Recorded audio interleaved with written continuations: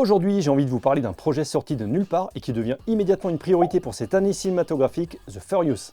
Pour les nostalgiques de The Raid et The Raid 2, il se pourrait bien que vous ayez enfin une œuvre qui remplace le The Raid 3 jamais réalisé par Gareth Evans.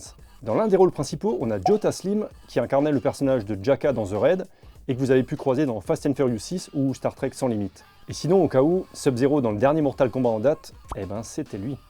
The Furious ne va peut-être pas briller par son intrigue, qui est un décalque de Taken en gros, puisque Joe Taslim va incarner un journaliste venant en aide à un homme dont la fille s'est fait kidnapper.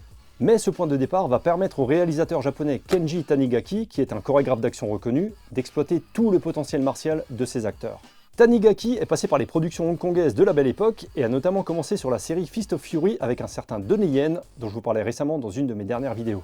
C'était le début d'une carrière très prolifique en tant que chorégraphe et coordinateur des cascades, puisqu'il a travaillé sur SPL et Flashpoint de Wilson Yip, Raging Fire de Benny Chan, ou encore Sakra réalisé par Donnie Yen en 2023. Et The Furious sera son troisième film en tant que metteur en scène. La présence de Joe Taslim est déjà une belle caution en termes d'action, mais quand on rajoute le nom de Yayan Ruhian, on se dit que le niveau de violence vient tout à coup de grimper de quelques degrés. C'est simple, Yayan Ruhian, c'est celui qui volait la vedette à Iko Uwais dans le premier The Raid, avec son rôle totalement givré de Mad Dog. Si vous ne l'avez pas vu, vous passez à côté de séquences d'action qui sont vraiment mythiques.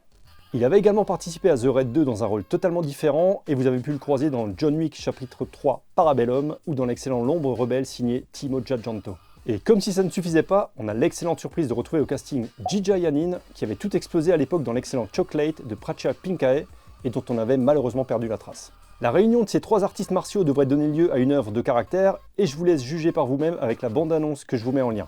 Je vous mets également les liens vers les critiques d'une partie des films que j'ai cités, ceux que j'ai vus évidemment.